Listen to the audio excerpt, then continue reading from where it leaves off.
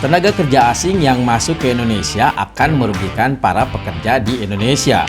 Apalagi setelah kehebohan maraknya tenaga kerja dari Tiongkok masuk ke Indonesia di masa pelarangan mudik lebaran tahun 2021 beberapa bulan yang lalu. Demikian disampaikan oleh Said Iqbal selaku Presiden Konfederasi Serikat Pekerja Indonesia (KSPI). Bahkan beliau mengatakan bahwa dalam 4 tahun terakhir ini tenaga kerja asing asal Cina menjadi sorotan. Hal tersebut karena datangnya bersamaan dengan datangnya tenaga kerja asing yang tidak memiliki keterampilan. Ini akan menjadi masalah, demikian disampaikan oleh Pak Said dalam market review di IDX Channel Senin 31 Mei 2021.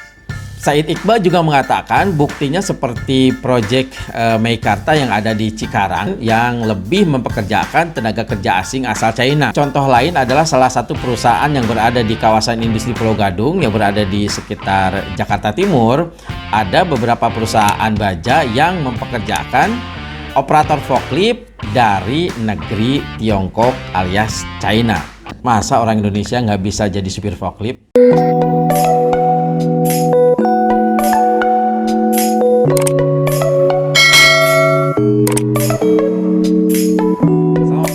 Assalamualaikum warahmatullahi wabarakatuh. Hai, saya Usman Effendi. Saya seorang bisnis konsultan alat berat, public speaker, trainer, dan instruktur alat berat, lisensi Kementerian Tenaga Kerja Republik Indonesia, juga sebagai CEO dan founder PT Kaizen Global Indonesia, sebuah perusahaan PJK 3 yang bergerak di bidang training, sertifikasi, dan uji riksa alat berat dan industri.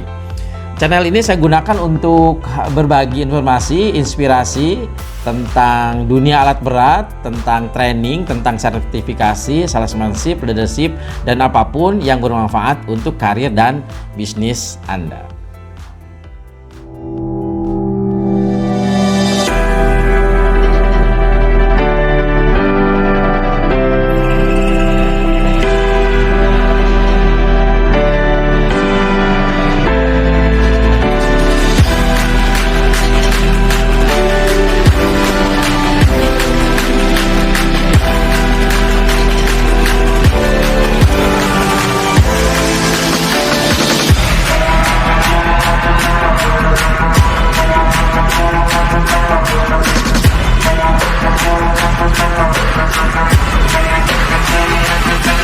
Yang mengupload beberapa videonya di YouTube dan gitar saya sebagai memainkan gitar, dan saya akan tahu angkat kasus ini dan passion diri.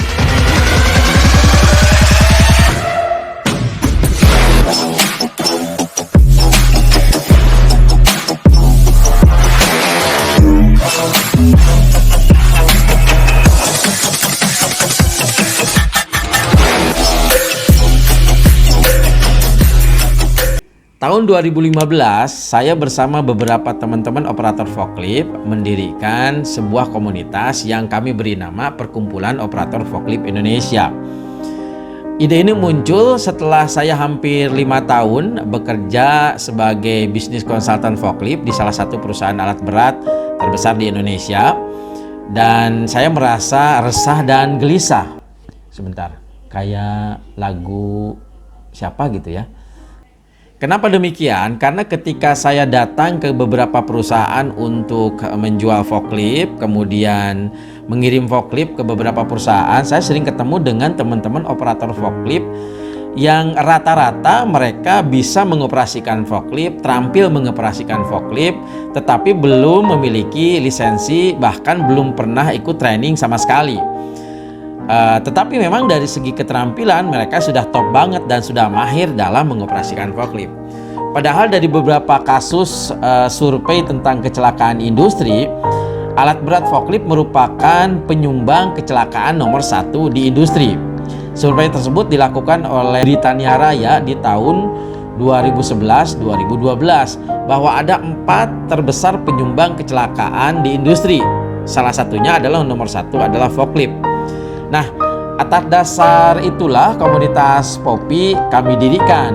Maksudnya untuk membantu memberikan beberapa training atau pengetahuan safety terhadap operator forklift yang ternyata memang sangat kurang diberikan oleh perusahaan-perusahaan di tempat kerja mereka.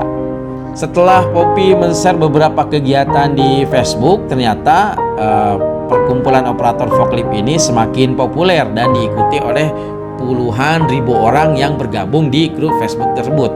Dan juga banyak bermunculan beberapa grup-grup komunitas operator forklift di jejaring pertemanan Facebook. Jika yang dikatakan oleh Bung Iqbal Said itu benar bahwa untuk operator forklift saja harus mendatangkan tenaga kerja asing dari Tiongkok, maka menurut saya ini harus menjadi perhatian pemerintah dan para pemangku kepentingan seperti pengusaha atau para pemilik pabrik. Sebentar, saya akan disclaimer dulu. Saya bukan mau mempermasalahkan tentang etnis dari Cina kah, dari Tiongkok kah, Tionghoa kah, pribumi, agamanya Muslim, agamanya Kristen, ya. Seperti yang sering dinarasikan oleh baru-baru ini para provokator dan pengadu domba yang sedang populer saat ini. Ini murni tentang nasib para pekerja Indonesia yang harus menjadi perhatian, apalagi di masa sulit yang sudah hampir 2 tahun ini.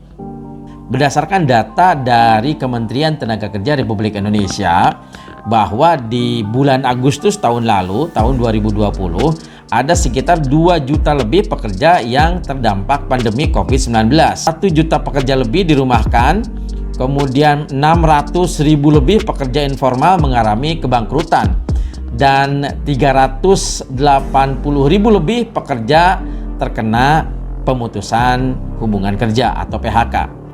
Bung Said Iqbal juga mengatakan di masa PPKM di level 4 ini terdapat sejumlah pabrik yang telah melakukan pemutusan hubungan kerja.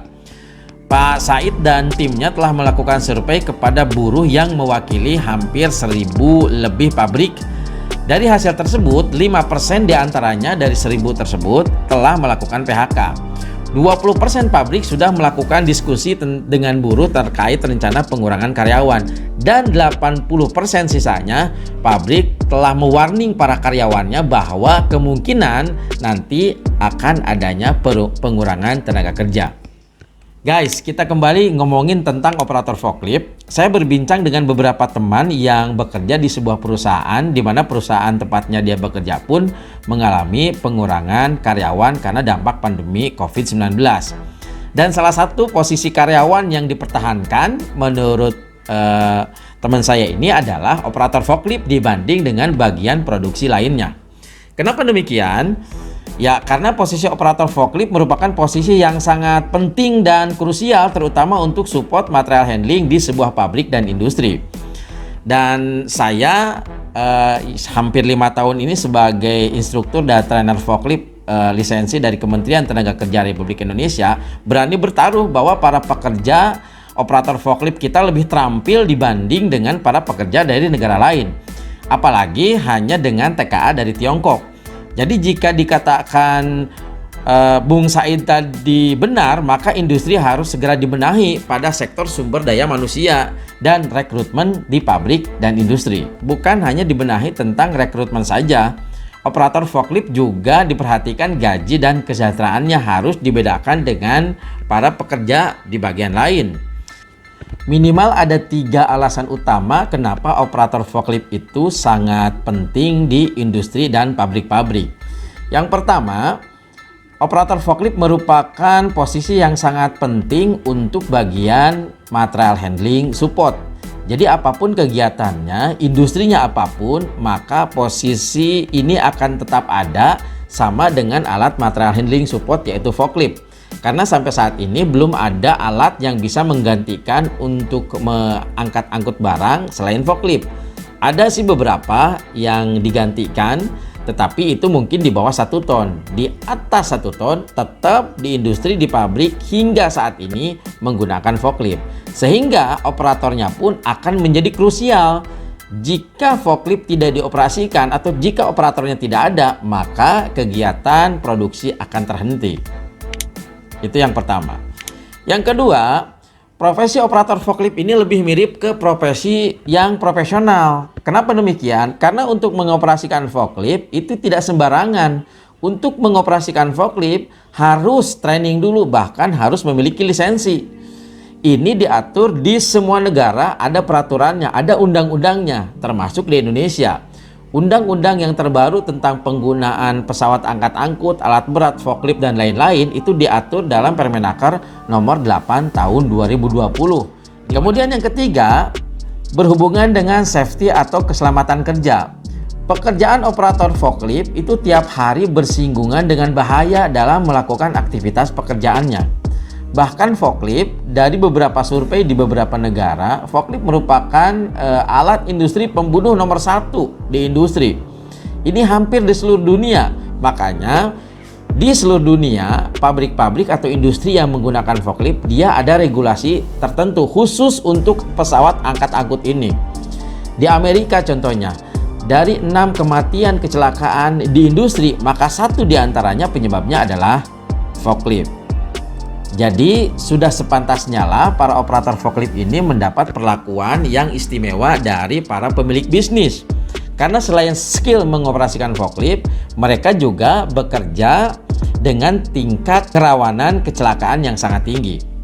Toh terbukti juga beberapa rekrutmen di beberapa perusahaan saat ini jika membutuhkan operator forklift tidak sembarangan menerima karyawan, bahkan mereka harus seleksi, harus memiliki lisensi, harus mahir, kemudian tesnya juga langsung praktek gitu kan. Padahal menurut Permenaker kewajiban menyiapkan lisensi adalah para pengusaha, bukan operator forklift. Nah, kalau perusahaan saja menuntut skill dan lisensi, maka sewajarnya lah para profesi operator forklift pun mendapat upah atau gaji yang lebih dibanding dengan para operator produksi lainnya. Dan jangan sampai gara-gara ini lantas merekrut para tenaga kerja asing untuk menjadi operator forklift. Ini mah kebangetan ya. Gimana teman-teman operator forklift? Setuju dengan yang saya sampaikan? Kalau setuju silahkan like, komen, dan subrek supaya channel ini selalu berkembang. Saya Usman Effendi, semoga bermanfaat. Assalamualaikum warahmatullahi wabarakatuh. Sukses mulia.